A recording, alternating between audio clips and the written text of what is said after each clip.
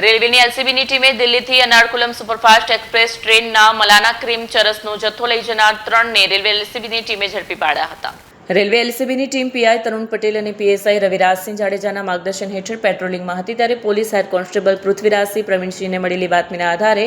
દિલ્હીથી Ernakulam superfast express ટ્રેનમાં મલાના cream ચરસનો જથ્થો કેટલાક લોકો બેઠા હોવાની માહિતી મળતા સુરત ખાતે ટ્રેન આવતા રેલવે એલસીબીની ટીમે તપાસ કરી ટ્રેનમાંથી મૂળ યુપી બક્સાનું અને હાલ મુંબઈ ખાતે રહેતા પંકજસિંહ ધર્મરાજસિંહ, બીજો મૂળ મહારાષ્ટ્રના સાંગલીનો અને હાલ મુંબઈ ખાતે રહેતા ગીતેશ સુરેશ મોટેકટ અને ત્રીજો મુંબઈના સાંતાક્રુઝ ખાતે રહેતા સાહિલ દિલીપ સાઠલિયાને ઝડપી પાડી પોલીસે તેઓ પાસેથી મલાના ક્રીમ ચરસનો 2.30 લાખનો જથ્થો તથા મોબાઈલ સહિત 2.50 લાખની મત્તા કબજે કરી કાર્યવાહી હાથ ધરી હતી. ગઈકાલ સાંજે એર્નાકુલમ એક્સપ્રેસમાં કોઈ કેફી પદાર્થ સાથે ઇસમો ટ્રાવેલ કરી રહ્યા છે એવી માહિતી વડોદરા યુનિટના પશ્ચિમ રેલવે વડોદરા યુનિટના એલસીબી બ્રાન્ચ જે સુરતની શાખા છે એમના કર્મચારીઓને માહિતી મળેલી, જે આધારે તેઓ ટ્રેન ચેક કરતાં વડોદરાથી સુરત તરફ આવતા હતા. તે દરમિયાન જે માહિતી મળેલી તે મુજબના જે ઇસમો છે એ ઇસમો મળી આવેલ અને એમને ચેક કરતાં તેમની પાસેથી સંદિગ્ધ એટલે શંકાસ્પદ જથ્થો મળી આવેલ, જે આધારે તેમને ઉતારીને સુરત સ્ટેશન પાસે ઉતારી અને એમને એફએસએલના અધિકારીઓને બોલાવવામાં આવેલ.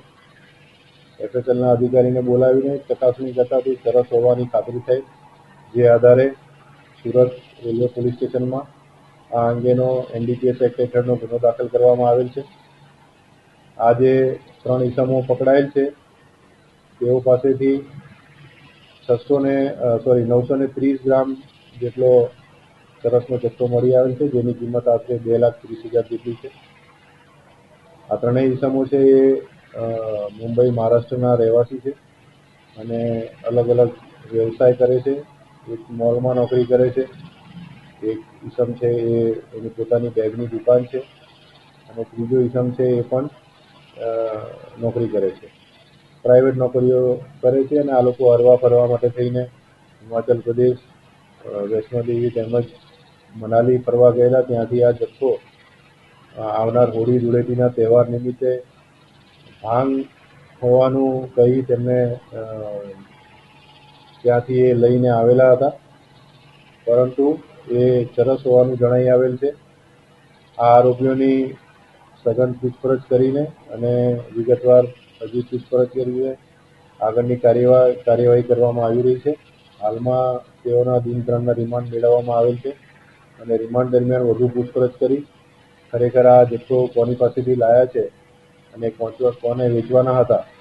તે બાબતની તપાસ ઊંડાણપૂર્વક રીતે કરીને આગળની કાર્યવાહી કરવામાં આવનાર છે. સર, આ 3 આરોપી જે છે એ શા માટે આ કામમાં પડ્યા છે? અત્યારે જે પ્રાથમિક પૂછપરછ છે તેમાં એવું જણાવેલ છે કે તેઓ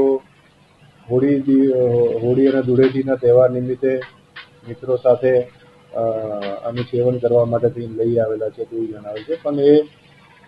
આરોપી છે, જેથી હવે વધુ પૂછપરછ કરીને સાચું કારણ જાણવાનો પ્રયત્ન કરી રહેલા છે.